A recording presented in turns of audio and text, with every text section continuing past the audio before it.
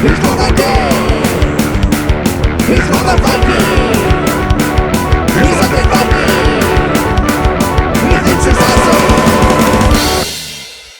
Hey everybody, this is ELO Darkness, the very first game ever designed by Jeff Lynne. Wait for it. Alright, maybe some of you get that joke. I listened to a lot of ELO records when I was younger. My dad was a huge fan of ELO, and I actually really enjoy ELO a great deal. Time. ELO Time. Fabulous album. Check it out. Whatever. That has nothing to do with this. This is like ELO Darkness, I believe is what it's called. ELO Darkness is a game for 2 or 4 players. You play 2 players head-to-head, or 4 players, two-person teams, where it is what's called a MOBA game. Now, up until a while ago, I had no idea what MOBA was. I think I played my first MOBA game like a year and a half ago. And since then, there's been a lot of these types of games. The whole idea of a MOBA game, if I'm getting this right, I have no idea, is that there are lanes that people do battle in. And as you're doing battle in these lanes, the whole goal is you're trying to push the other player back to the point where like you can defeat them because you push them back to their base. And they're trying to do the exact same thing. And so depending upon which lane, you have a push and pull thing going on. Regardless of whether or not they've been around for a while or I know anything about them, I've had a lot of fun playing these games. And this one, takes this world, this ELO Darkness world, and has some fantastic heroes and art in it. But I found this one to be very, very enjoyable, and I think it had a lot to do with the mechanisms in it. And I'll talk about that a little bit here while I describe how the game is played. This is a deck crafting game, so you are going to get tons of these cards that you're going to be that are going to be heroes and actions and things like that that you're going to build up, and then you're going to be drawing cards out of that deck as the game progresses. And hopefully you'll get the right cards put together at the right times to put together good attacks on your opponent, so you'll be able to claim victory. So let me show you how the game is played, and then we'll come back here and we'll talk a little bit more about ELO Darkness. Alright, so this is ELO Darkness. ELO Darkness is a 2-player game. Well, the way I've set it up right now is a 2-player game. There is a 4-player game, and it is slightly different than this. I do suggest that if you want to delve into that, you can go ahead and check out the rules on the Kickstarter page or the game page, and you can read up on those. You can kind of acquaint yourself with that version. Ostensibly, they're both very much alike, and the basic mechanisms are going to remain the same. So this is one of those push and pull MOBA combat games. So you'll notice that there's these 3 pillars and there's these 3 tracks. And as the game progresses, what you're going to be doing is you're going to be summoning heroes to do battle on these tracks. And when you win battles, you will move your tokens closer and closer.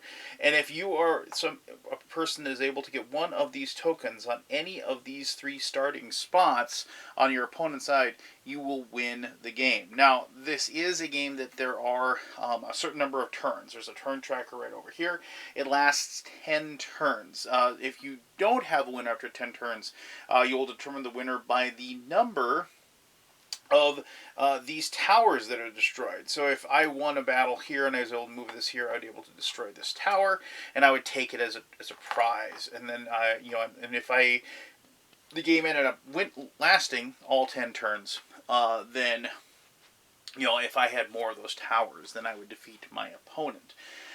So there are a couple other things I want to talk about before I show you exactly how the game is played.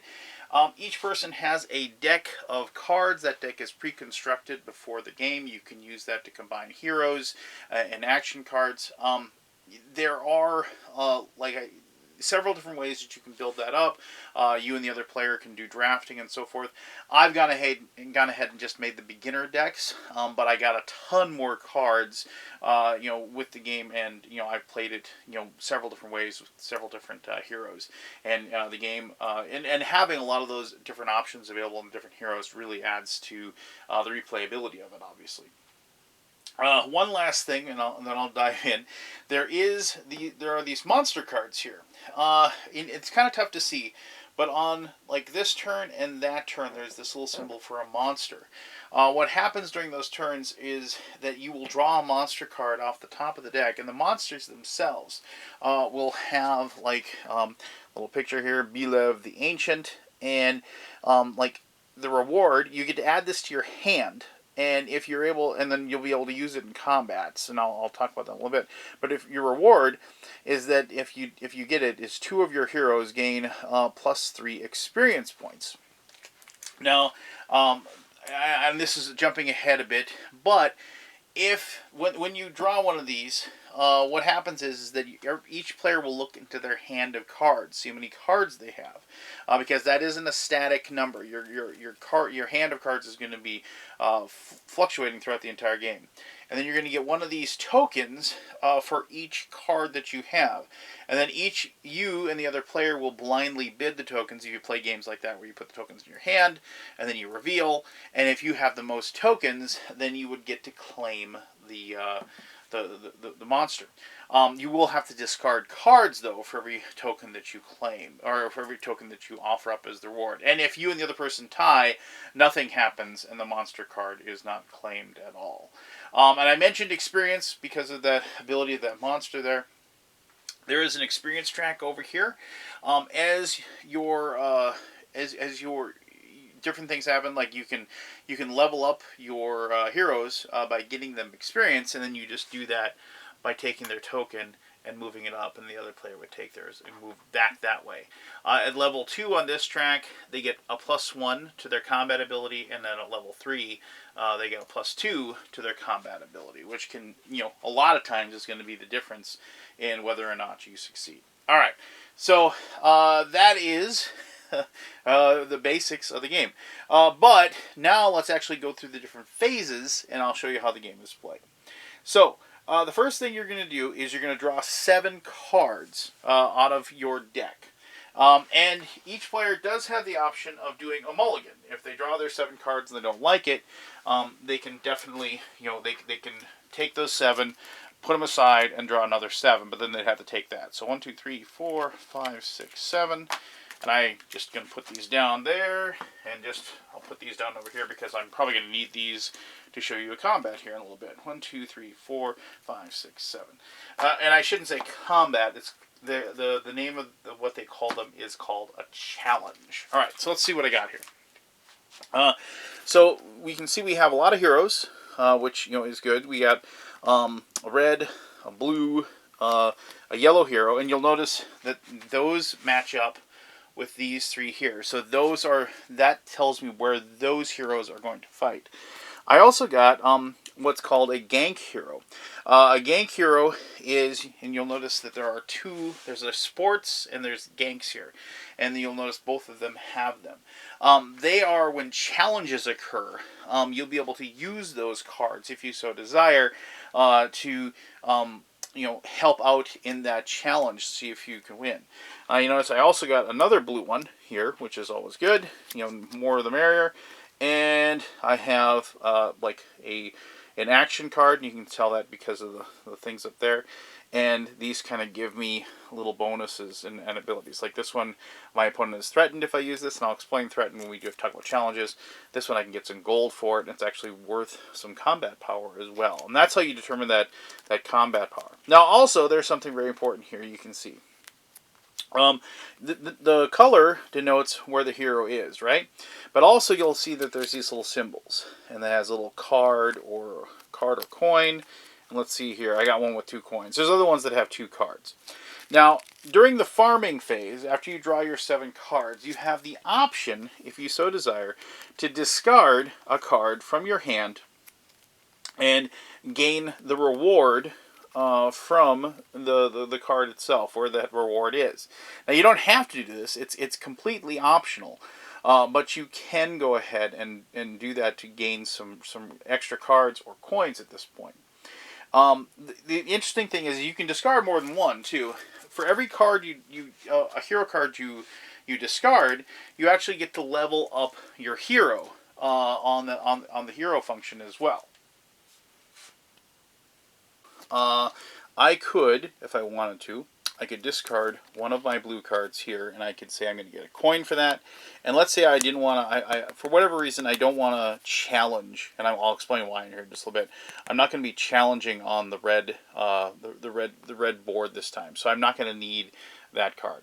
So what I'm going to do is I'm going to go ahead and take these two, and I'm going to discard them both. I'm going to get coins for them. So I just discard them, and you just put those in the discard pile. This is not a game where if you run out of cards, you're dead or anything like that. You do get to claim, you get to reshuffle up your deck and you know, continue to you know, go on, right? All right, so then I'm going to keep these 5 in my hand, and I've got 2 coins. Now the reason why I took 2 coins is also during this farming phase, you can spend money on purchasing items. These items are also chosen just like your normal deck. You get 2 items per, like, you know, that's the symbol on the bottom. You're going to get 2 items per, like, one of those. So, and they have upgrades. So, like, this is like the basic golden chest. You get gold, you know, when it's used. And then, like, for 1 coin, I can buy that. And then later on, if I meet it costs 0 coins to level up, but also the legendary treasure, you level up to that. But I have to have a level 2 marksman hero to be able to do that.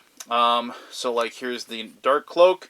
When you discard a Jungler card, you can put it at the bottom of your deck, which is always good because then you don't have to wait for it to show up.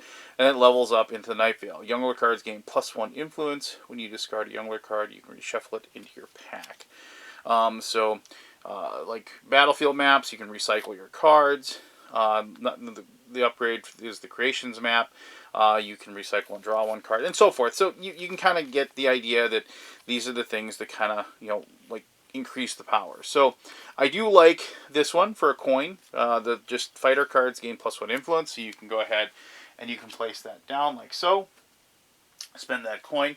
If I wanted to upgrade it, I would have to spend 3 coins, and you can just put this one into play if you want to, but you would have to pay the 3 coins and the 1 coin, so you'd have to pay 4 total coins to get that. But next turn, if I have 3 coins, I could upgrade it onto this. And then I got 1 coin left, so I do like also just, you know, mage cards gain +1 influence. Because remember, I've got those 2. I got a mage card. I'm probably going to be challenging there, so we're going to spend that one as well. And so that's like putting those item cards down, and later on I could upgrade them as well. If you ever like, because you only have 3, if you ever want to, you can replace it. You can sell your old item, but you only get half the gold back, rounded down. So you know, but you can like switch out and use a different item. You can do that as an option. All right. So the other player would do that as well, though I'm not going to go through that process for them. So once we do that, now we're going to do our backing phase. So during the backing phase, you can decide to retreat voluntarily on any of these tracks. And so you would just, if I retreated here, because I can retreat voluntarily. If I do that, my tower gets destroyed. And that's important for a couple things. One, if the other player destroys it, they would get the bonus or whatever for destroying it. But if you destroy yourself, your opponent doesn't. But you also, I should mention that, like, when you have open spaces like here, like if you advance from this place, you would skip that spot. When the towers are gone, you skip those locations. So it can be very damaging. So you'd say, well, why would I ever do that? Why would I ever retreat? Well, you do get to draw a card from the deck if you do it, and then both players have to place a roaming card on that spot, like so. And the roaming on the spot that's right here. And what that does is I'm just going to say we do that. Okay, so let's say we do that. And this one gets started. Nobody claims this as a trophy. I get to add a card to my hand. I'll look at it in just a little bit. When these roaming cards get put down, what happens then is it basically says nobody can fight on this spot. However, you do take this token and this token and place it in this area over here, because that means now that any red hero cards that you have in your hand can now be used as like support or gank cards, just like the other ones. So now we go into our combat phase, where the challenges are going to occur. And this is, you have both the deployment and a challenge, the actual challenges are done. So during deployment, for each laner slot, which are these 2 slots here and those 2 slots over there, for each laner slot, without a roaming card on it, both players have to simultaneously select a card and put it face down in those spots. So you don't know exactly, which one, what people are going to be paying there. Oh, and I forgot. I totally forgot. I remember I discarded those 2 cards. So let me just go ahead. I should have raised my level 1 step like that, and I should have done like that as well. My mistake. All right. So now, I'm gonna have to dig through my deck, and I'm gonna figure out which heroes I'm gonna put in those spots. So obviously, I have my fighter and I have my mage. Remember I put down this stuff. So I was thinking ahead here. So I'm gonna put that down and that down. And I have no idea if this player even has any. Let's just quick look here. Oh man, they have like tons of cards here. I should have looked at this carefully. And the thing is that if the player had held on to these red ones, by backing up, we kind of like hamstrung them a little bit by not being able to use those. So they're going to have these 2 in those locations, like so, and like so, and like so, and so now they have their heroes in those spots, and I have my heroes in those spots. I have a hero for either of those spots. In that case, then, and that can happen for a lot of reasons. One, you don't have one in your hand, but also it's quite possible that if your hero gets killed during the challenges, they will be unavailable the next turn, so you won't have one for that. And so then you have to put this down. So it's a free lane. And it's just like the person cannot get greedy, which I'll explain in a little bit. The laner here associated with this lane cannot be killed during this challenge. So the other player can still do a challenge on that spot, but they can't do anything to truly they can't re-kill your hero that's already been killed, nor can they do anything. But they definitely can still move up on this track with a successful attack. Alright, so now we have a reveal moment where each person then will turn over the cards that they have available in those spots. So let me just flip these over like so. And now both players will take the time. Then you can ask, can I read your hero, see what it does, see what the powers are, and what have you. And then you can go into the actual challenge. Now, the player, one person will have initiative. The players whose turn is first, in this case, this token here is the blue player, so that's us. And the other side, it has the orange side, so that would be the other player. And that flips with the next turn.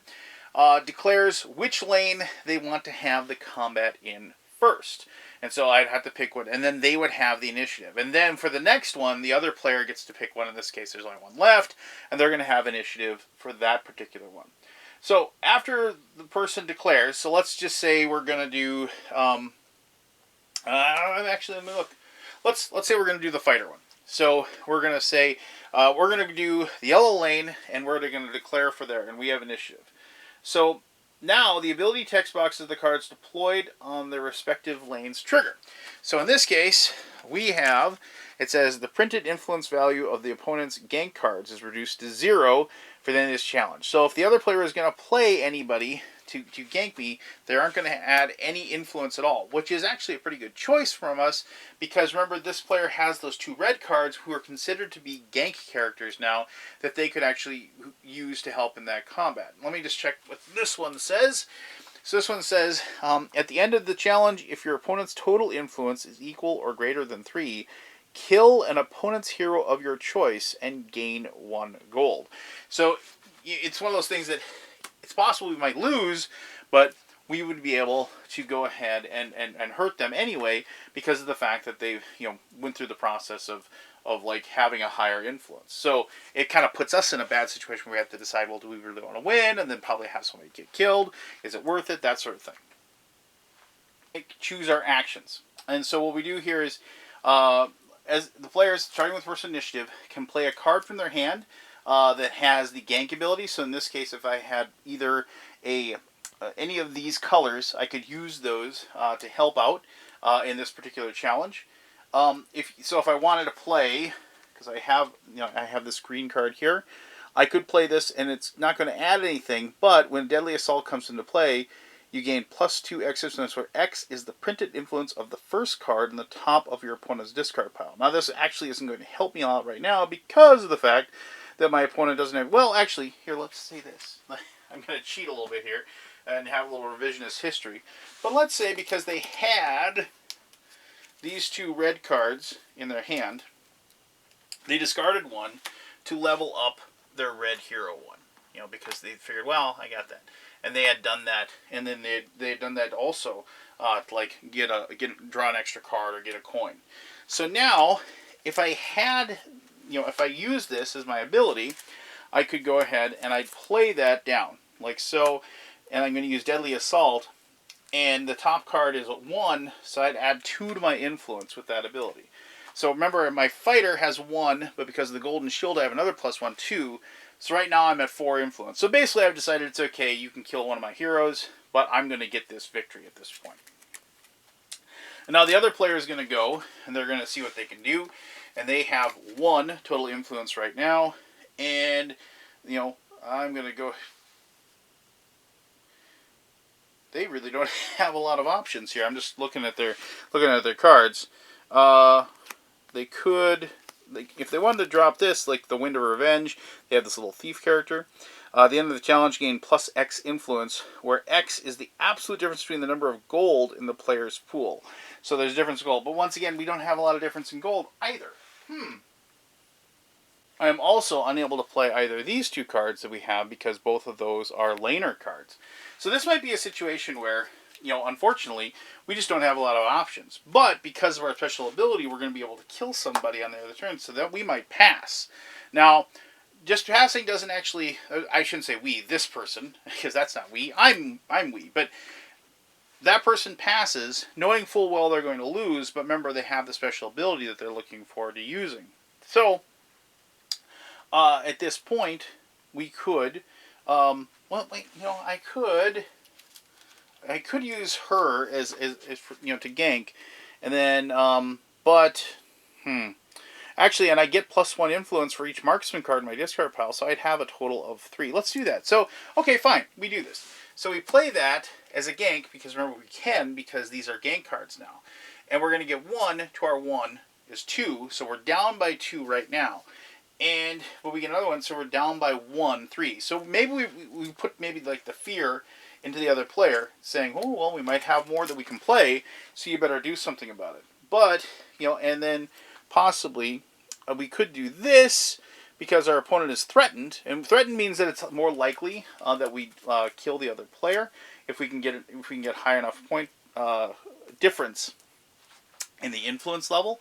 But I don't think we're going to be able to pull that off. And so, but we could do what's called getting greedy.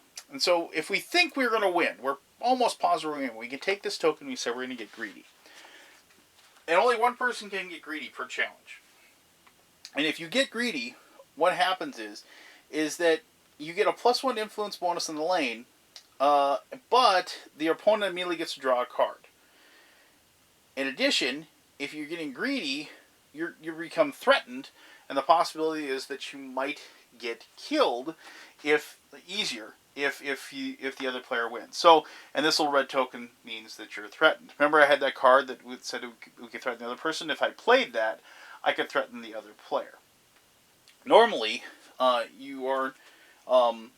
it's more difficult to take on another player by doing so. But let's say we do that. So let me find my card here. And I'm going to play this one as well. And I'm going to threaten the other player, like so. Alright, so, and they draw a card, but we're going to resolve this at this point. So what happens is that we're going to compare the differences, like compare the influence. So, I have the 1 from here, another 1 from there, that's going to be 2. I'm going to have 2 from this, because of the discard over there, that's 4, and now we're going to have 5 total there, and the other player is going to have 3. So we've won that particular battle, and we've defeated them. So we're going to go ahead and move this to this area, and we're going to claim, and because we moved up one, we're going to take that tower token because we've destroyed them, and I get to either draw one card from my deck, or I get to go and get 2 gold. Well, I want more gold, so I'm going to take 2 gold for doing that, and so then I have that as my reward. And now remember, even if I get pushed back to here, like we can skip this spot from now on, and go right through there. So now I get to check and see if I'm able to destroy or kill an opposing hero. So what you're going to do is, normally, if the influence gap is 4, if there's 4 total influence between your total and the other person's total, you're able to kill 1 hero. But if you can actually get even 1 more influence than the other, and you've threatened the other person, that's enough to kill 1 hero. So for 4, 5, 7, 8, and 9, standard is 1, 2, 3, 4, or 5 kills. But 1, 3, 5, 7, 9 is for 1, 2, 3, 5 kills. So if I had been able to get 1 more, or they would have 1 less, I would have been able to kill 2 heroes. But in this case, I only get to kill 1. And whenever you kill a hero, the defeated player gets to decide which hero is killed. And when that happens, what they do is they take that particular token. So let's say they're going to say, okay, fine, you defeated her. They're going to take that particular hero's token, and they're going to flip it over to the other side, so where you can see it's gray. And they're going to, and actually what they do is they remove it from the board so they know that it was killed. Because normally when you do attacks, after this attack is over, since I use these 2, I would have to exhaust both of those warriors. But they would be able to come back next turn.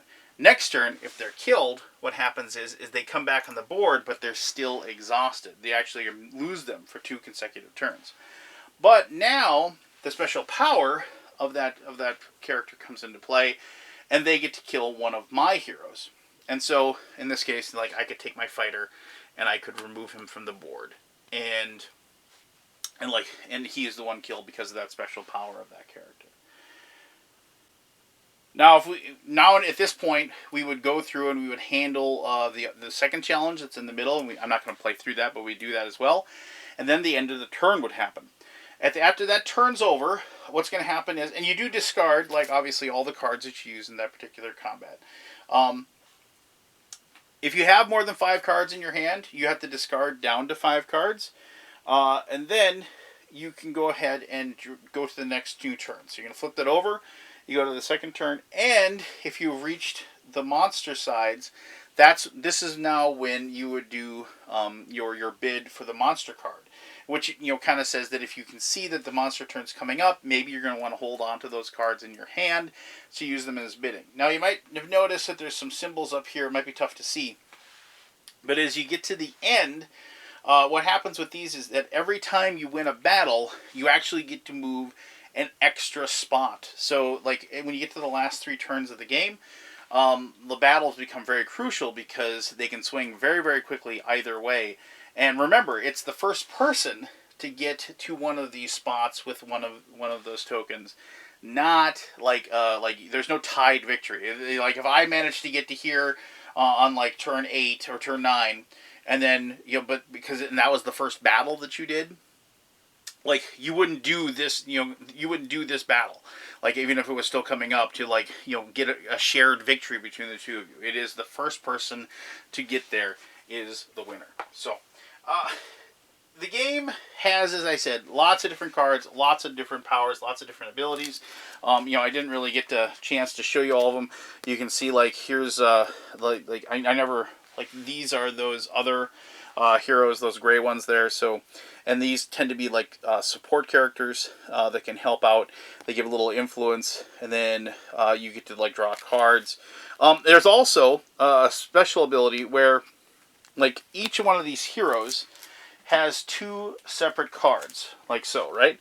So if you have 2 cards in your hand, this one is Argo Shield, and this one is Perseverance. All right, so if you have both of these in your hand and you're doing a combat, you can play the other one on top to combine the power of them, and then go ahead and get that extra, the extra like action as well.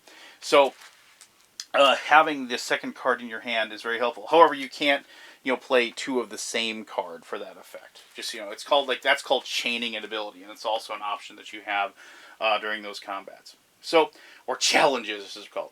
Uh, as I said, this game, it is.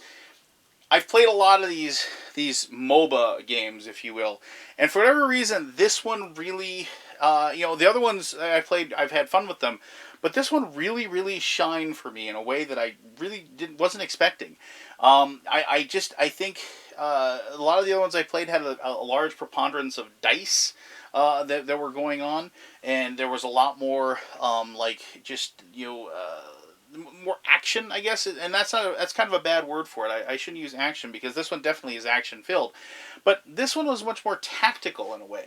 There were really, really lots of crucial decisions that I had to make with my cards, whether I wanted to discard them to level up my heroes, which is a huge ability. I mean, those +1s or +2s, if you can get them up to those levels, that's huge and that's very powerful.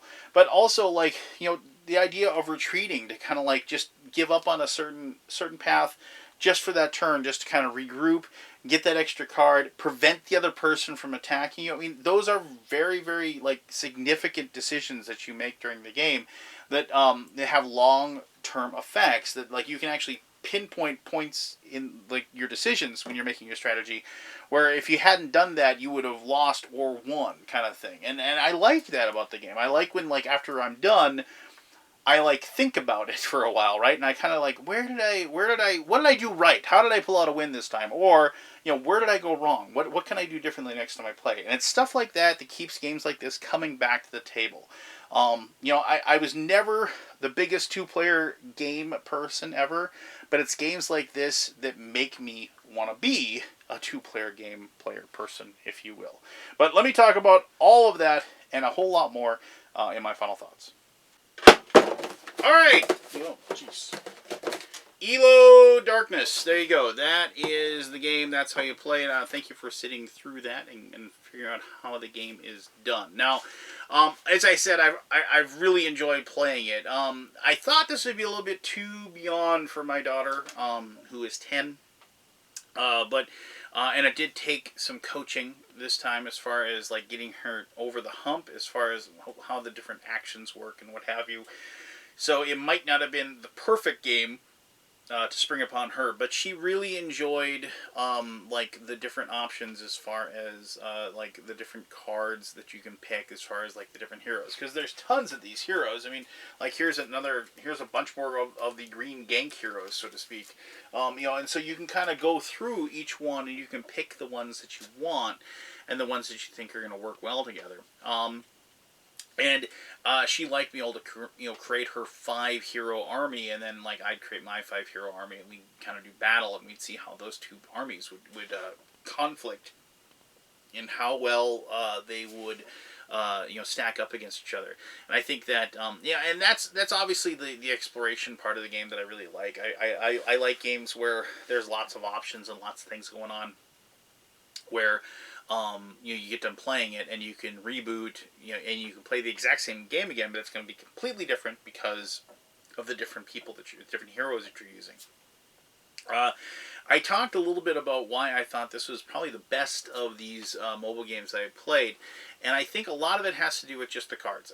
There's something about being able to strategically look at the cards that you have in your hand and deciding which ones should be played and which ones should be used at different times. And I think that there's something extremely positive about that, as far as being able to you feel like you have more control over your destiny of your team, right?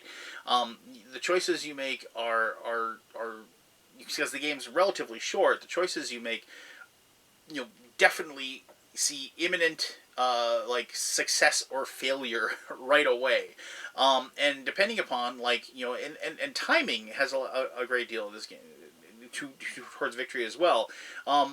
Being able to, like, maybe retreat, so you prevent people from being able to play certain cards that, like, they really wanted to use to move forward in a certain lane, or maybe just that's a bad choice because you're opening up the door to them being able to have access to other heroes. Getting a hero killed is like one of the worst things possible, right?